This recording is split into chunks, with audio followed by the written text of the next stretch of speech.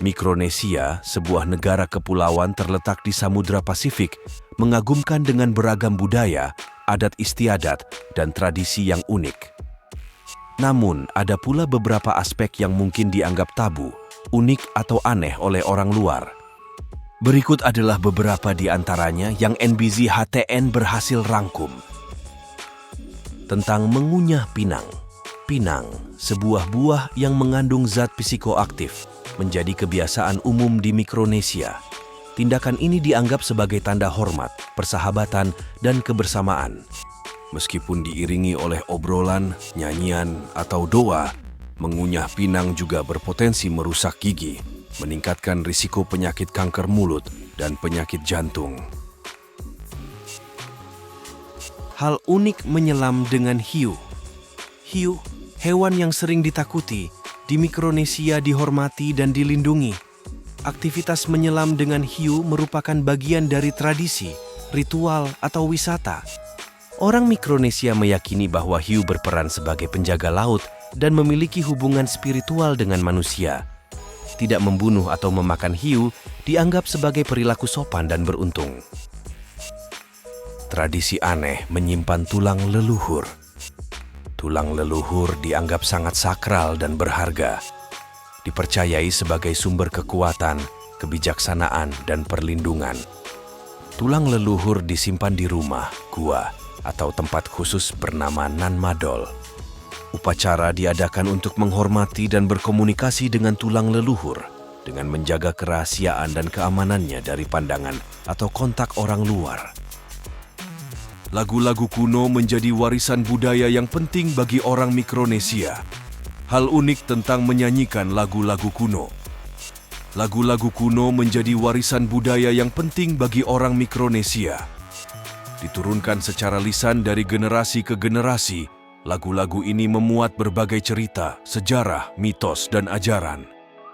Menyanyikan lagu-lagu kuno menjadi cara untuk melestarikan identitas dan kebanggaan, dilakukan dalam berbagai kesempatan seperti perayaan, upacara, atau pertunjukan seni. Generasi muda diajarkan lagu-lagu ini agar tidak hilang atau terlupakan. Sejak tahun 1952, Angkatan Udara Amerika Serikat melakukan tradisi yang disebut Operasi Christmas Drop, yang sekaligus menjadi misi pelatihan mereka. Misi ini adalah misi kemanusiaan dengan pengangkutan udara yang terlama di dunia dan masih berlangsung hingga sekarang dengan dukungan Departemen Pertahanan Amerika Serikat. Mereka mendapat dukungan dari warga Guam dan mengirimkan barang-barang dari Pangkalan Angkatan Udara Anderson dan Pangkalan Udara Yokota ke Mikronesia.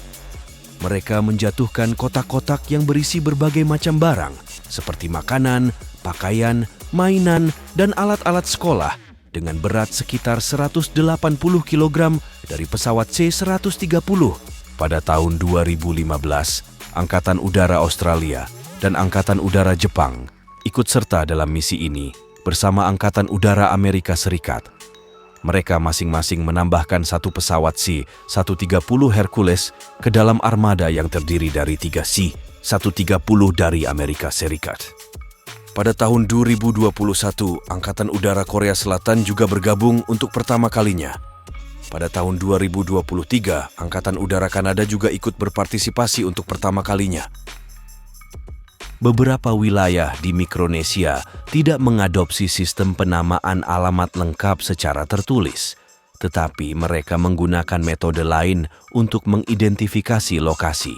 Misalnya, di Pulau Yap, penduduk setempat memanfaatkan sistem koordinat tradisional yang dikenal sebagai becial, yang menggantung pada arah mata angin, jarak, dan sebuah tanda jalan. Di Pulau Pohnpei, sistem Koh Sapuyeo digunakan, yang bermakna tempat berhenti, dan mengandalkan nomor urut rumah di sepanjang jalan-jalan. Sedangkan di Pulau Kosrae, mereka menggunakan sistem UTW, yang bermakna jalan, dan merujuk pada nama-nama jalan tradisional yang biasanya secara lisan yang ditetapkan oleh pemerintah setempat. Keberadaan sistem-sistem ini mencerminkan keunikan dan keragaman budaya serta sejarah masyarakat Mikronesia. Di Pulau Yap ada tradisi yang cukup unik, yaitu tradisi mengharuskan pendatang untuk membawa hadiah atau barang-barang berguna bagi masyarakat setempat, seperti makanan, pakaian, atau alat perkakas. Tradisi ini disebut gacong, yang berarti tanda hormat. Tujuannya adalah untuk menunjukkan rasa terima kasih dan penghargaan kepada tuan rumah, serta untuk membangun hubungan yang baik dan harmonis. Jika pendatang tidak membawa apa-apa, mereka dianggap tidak sopan dan tidak dihargai. Di sumber lain menyebutkan bahwa apabila pendatang ingin memasuki desa di Pulau Yap dan tidak membawa makanan, pakaian, atau alat perkakas tersebut, maka boleh dengan membawa daun hijau saja. Dengan begitu si pendatang telah dianggap memiliki niat baik untuk berkunjung ke sana. Pernahkah Anda melihat uang berbentuk batu raksasa yang memiliki lubang di tengahnya? Itulah yang disebut sebagai uang batu rai, sebuah mata uang tradisional yang dipakai oleh penduduk Pulau Yap di Mikronesia. Varian ukuran uang batu rai sangat beragam, mulai dari yang sekecil piring hingga setinggi manusia. Beratnya pun mencapai angka yang mencengangkan, bisa mencapai 7 ton. Uang batu rai sendiri bukan berasal dari Pulau Yap, melainkan dari Pulau Palau yang letaknya sekitar 400 km dari Yap. Proses penggalian, pembentukan, dan pengangkutan batu-batu tersebut dilakukan oleh penduduk Yap dengan menggunakan perahu dan bambu. Karena kesulitan dan risiko yang melekat pada proses pembuatannya, uang batu rai sangat dihargai oleh masyarakat Yap.